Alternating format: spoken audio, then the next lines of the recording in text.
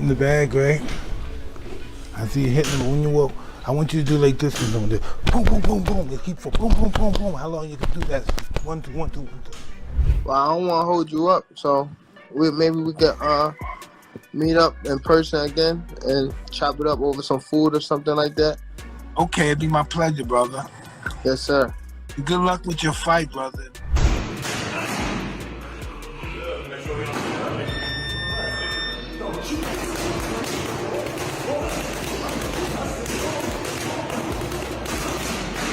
The boxing world went wild when news broke that Mike Tyson himself had joined Gervonta "Tank" Davis' training camp ahead of his fight with Jake Paul.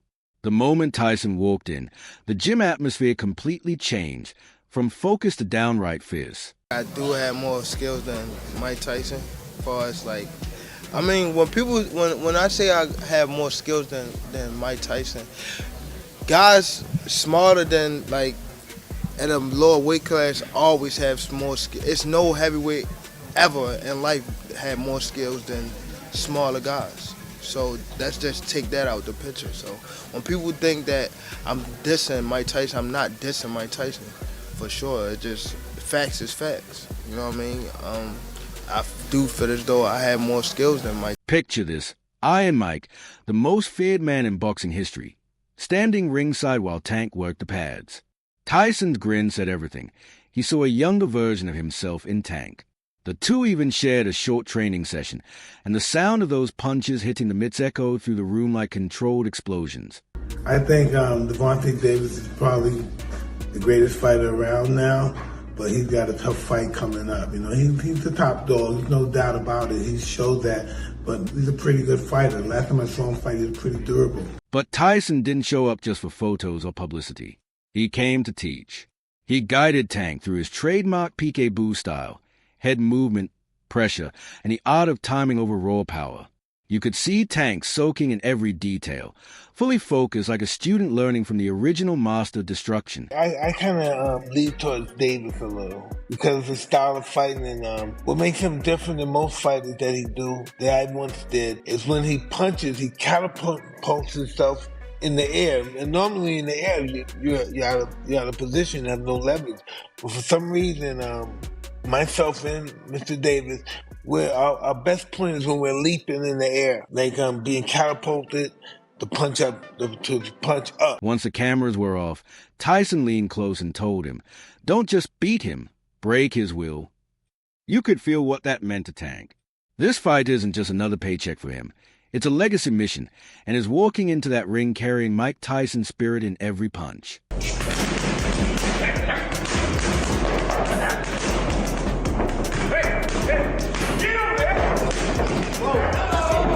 And just like that, the energy shifted again. From Tyson passing down knockout wisdom to Lamont Roach Jr. sounding off on those who say he's still hung up on Tank. But you can't really blame him. His not whining, his calling out the unfairness. The man feels like his hard work got stolen and turned into someone else's Netflix moment. We had a rematch clause, right? We had a rematch clause. If I'm declared the winner or if the bout was declared a draw, he has the right to exercise an immediate rematch. Guess what he did 2 weeks later after the fight? Exercised his right to the rematch. This contract was signed both ends in June. So there's an official rematch. Undercard and everything, like that shit was supposed to happen. Lamont came in strong, saying, "You all keep telling me to move on, but there's a signed contract, my brother." At first, he stayed calm, but that DC fire came out quick. You could feel the frustration when he said it wasn't right. Imagine training for a rematch, ready to secure your payday, only to wake up and see Tank fighting Jake Paul on Netflix. That's not just disappointing. That's betrayal on a big stage. I have a contract, so it's not like this wasn't supposed to happen or whatever the case may be, and he just went and took the Jake route. We had a signed contract to fight. Like, he came out and disrespected me on social media, whatever the case may be. I don't know who the he think like I am or what. I'm not gonna go like that. So people saying that I've been dragging on them, talking and all that. If anybody noticed, I never talk about him. And honestly, Roach isn't wrong. You can't just treat a rematch clause like a gym membership. showing up when it suits you. He said, handle business the right way. And that line hit home. He's not angry at the fight itself. He's angry at the disrespect. That's the difference between real fighters and online personalities. And about that rumor of Jake Paul earning $200 million, Lamont dismissed it immediately, asking where the extra $150 million was coming from. PayPal? He's saying what many fans think. Jake may bring attention, but boxing isn't a circus ride. No matter how many people buy the pay-per-view. So that's an extra 8 to 10 million. Where's the money disparity? If he's supposed to be making 40, 50 million, where's the big money disparity? You don't think Jake Paul cuts a check? Jake Paul gonna give him a check. Yeah. But do you think he gonna get the gate? No. No. After Roach heated comments about the business side, the focus shifted to Paolo Malignaggi and coach Robert Garcia, and their take was pure gold. The mood turned from frustration to sarcasm. Garcia joked that Florida said, "Sure, let's take the circus," and suddenly Jake's at press is acting like a teacher grading papers. Paolo and Garcia both called it what it is, a flashy show disguised as a boxing event.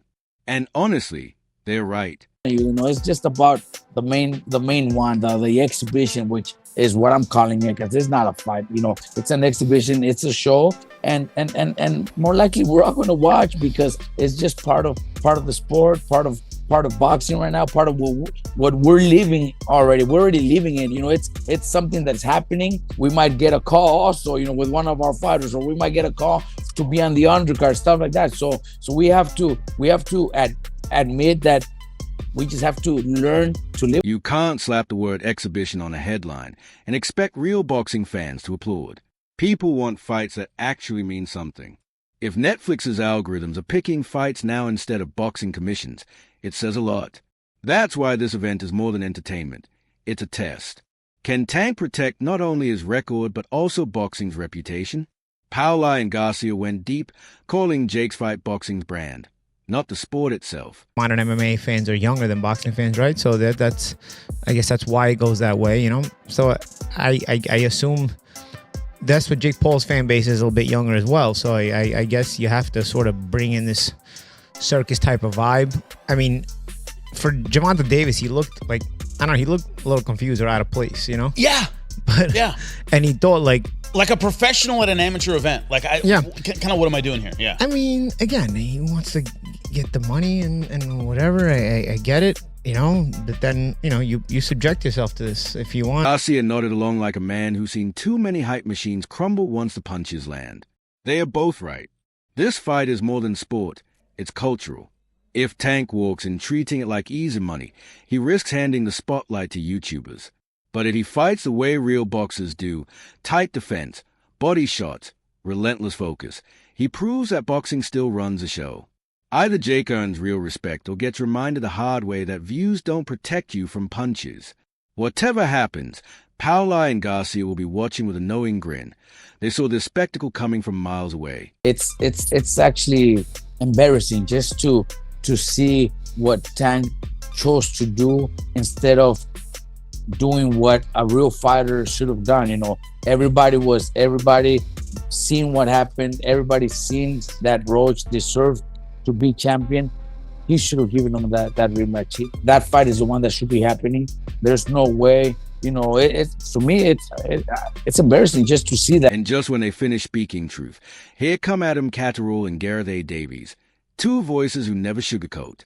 Gareth called the fight a circus, and honestly, he's not wrong.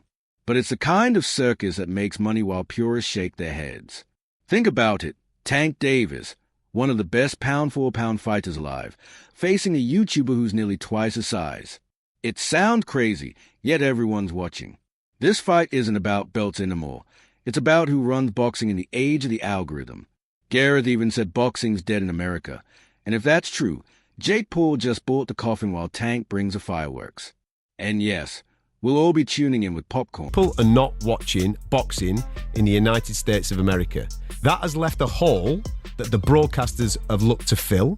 And they've done this with influencer boxing, which brings a completely different audience to the game. Every promoter and broadcaster on this planet is to blame for this situation that we are finding ourselves in right now. They've opened the door to clowns, and now we've got ourselves a circus. It is a travesty. When it's commercial, of course, as opposed to athletic and commercial. Right. So why is We've a got lad the best against the best in their prime? So why is a That's lad off the athletic. Disney Channel the best commercial? He's not a lad off the Disney Channel. Come on, anymore. he is. That's a long time ago. Come on, he's a novice That's a long boxer. time ago. He's a novice boxer. He Would he is a- win a British title? He didn't beat Tommy Fury for crying out loud. How's he going to beat this guy?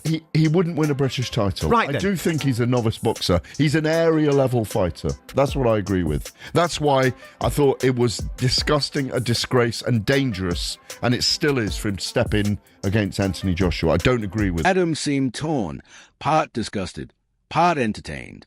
He compared it to seeing your favorite restaurant serve fries with a fine dining steak. Wrong, but somehow fascinating. And you can't deny it. Fans grew up on Ali, Tyson, and Pacquiao. Now they're watching a YouTuber boxer world champion. But that's what makes people tune in. It's unpredictable and chaotic, but it works. To the younger crowd, this isn't a sideshow, it's the main event.